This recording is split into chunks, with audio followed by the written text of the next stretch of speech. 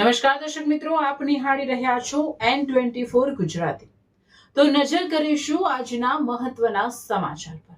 Power grid પ્રોજેક્ટના વિરોધમાં ભરૂચમાં ખેડૂતોની ટ્રેક્ટર રેલી, યોગ્ય વળતરની માંગ સાથે કલેક્ટર કચેરી તરફ કૂચ। ભરૂચ જિલ્લાના આમોદ, જંબુસર, કેલોદ, ડેરોલ અને દયાદરા સહિતના વિસ્તારોના ખેડૂતોએ પાવર ગ્રીડ પ્રોજેક્ટ સામે વિરોધ નોંધાવવા માટે એક ભવ્ય ટ્રેક્ટર રેલીનું આયોજન કર્યું હતું। આમોદની રહેવા સુગરથી શરૂ થયેલી આ રેલીમાં અંદાજે 40 જેટલા ટ્રેક્ટરો સાથે મોટી સંખ્યામાં ખેડૂતો જોડાયા હતા। ખેડૂતોની મુખ્ય માંગણી છે કે જમીન સંપાદન વખતે યોગ્ય મૂલ્યાંકન કરવામાં આવે અને ખેડૂતોને 4 ગણું વળતર આપવામાં આવે। કેલોદ નજીક મંદિર પાસે ટ્રેક્ટર પાર્કિંગ બાબતે પોલીસ અને ખેડૂતો વચ્ચે ઘર્ષણ થયું હતું, જેના કારણે થોડો સમય માર્ગ પર ટ્રાફિક જામ થઈ ગયો હતો। આમોદ પીઆઈ તથા આમોદ જંબુસરના ડીવાયએસપી પીએલ ચૌધરી સહિતના પોલીસ કાફલાએ સ્થળ પર પહોંચી સમજાવટથી મામલો થાળે પાડ્યો હતો। પોલીસે ટ્રેક્ટરોને ડેરોલ ગામે પાર્ક કરાવ્યા હતા। ટ્રેક્ટરોને આગળ જવાની મંજૂરી ન મળતા ખેડૂતોએ હવે ડેરોલથી ભરૂચ કલેક્ટર કચેરી સુધી પગપાળા કૂચ કરવાનો નિર્ણય લીધો છે।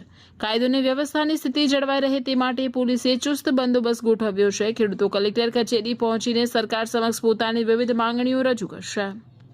હું હવેલીવાલા સાનિયા આજે આ ખેડૂતનું સમર્થન આપવા માટે આવી છું, કારણ કે આ પ્રશ્ન ફક્ત ખેડૂતોનો નથી, આ પ્રશ્ન આપણા યુવાધનનો છે, આપણા ભારત દેશની જમીનોનો છે અને આ આપણા ભવિષ્યનો સવાલ છે। તેથી હું એક યુવાન તરીકે, એક ખેડૂતની દીકરી તરીકે આજે આ સમર્થનમાં આવી છું, કારણ કે 4 જુલાઈ 2026ના રોજ જે વીજ વિભાગનો ઠરાવ પસાર કરવામાં આવ્યો તે ખેડૂતોના હિતમાં નથી અને ભારત સરકાર વિકાસના નામે જે વિનાશ કરી રહી છે એ ખેડૂતોની જમીનોને નુકસાન પહોંચાડે છે।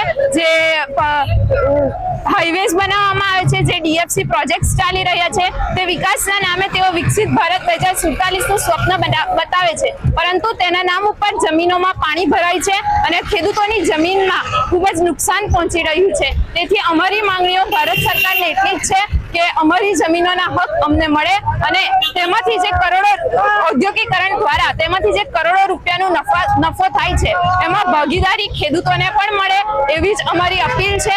અને આ અમારી અપીલને સરકાર નહીં સાંભળે તો અમે આજે ભરૂચ સુધી જઈએ છીએ, આવતીકાલે ગાંધીનગર સુધી જઈશું અને નહીં પહોંચાય તો દિલ્હી સુધી પણ જઈશું અને પ્રધાનમંત્રી આવાસ સુધી પણ પહોંચી શકીએ છીએ।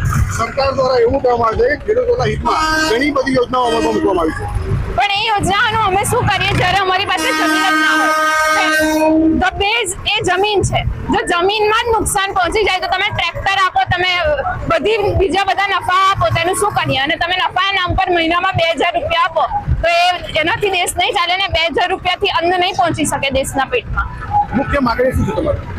અમારી માંગણીઓમાં એટલું જ છે કે જે આ ઠરાવ પસાર થયો છે તેમાંથી અમને 4 ગણું આપવામાં આવે અને જે 2013નો જમીન સંપાદન કાયદો છે તેને અનુકરણ કરવામાં આવે, તેમજ જે વિકાસના નામ પર એ લોકો વિનાશ કરે છે તેમાં પણ જે નફો મળે છે તેની ભાગીદારી અને શેર ખેડૂતોને આપવામાં આવે।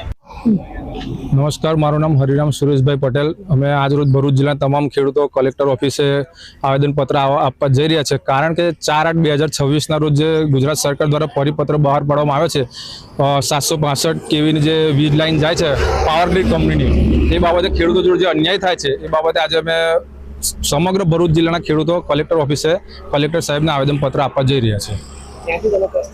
અમે દરેક તાલુકાના ખેડૂતો, અમે આમોદ તાલુકાના, જંબુસર તાલુકાના ખેડૂતો ભેગા થઈને દયાદરા પહોંચીશું। દયાદરાથી સમગ્ર ભરૂચ તાલુકો, આમોદ, જંબુસર, વાગરા એક સાથે લાઈનમાં ભરૂચ કલેક્ટર ઓફિસે પહોંચશે। સરફરાજભાઈ શબ્બીરભાઈ પટેલ।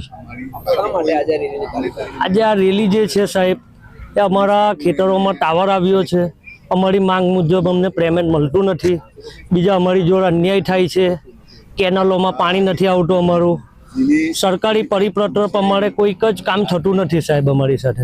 મારું નામ મનીષ અયુબભાઈ ડભોયા છે, હું આમોદનો રહેવાસી છું।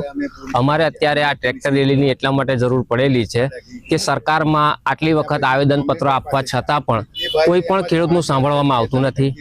અને બીજી વસ્તુ કે ખાતર નથી મળતું, પાણી ખેતરોની અંદર ભરાઈ જાય છે, કેનાલોની અંદર પાણી નથી આવતું, શિયાળો હોય કે ઉનાળો હોય, એટલે આ બાજુ કઈ 3 પાક ભરૂચ જિલ્લાની અંદર લેવામાં આવતા નથી, ફક્ત અને ફક્ત કુદરત ઉપર જ નિર્ભર છે।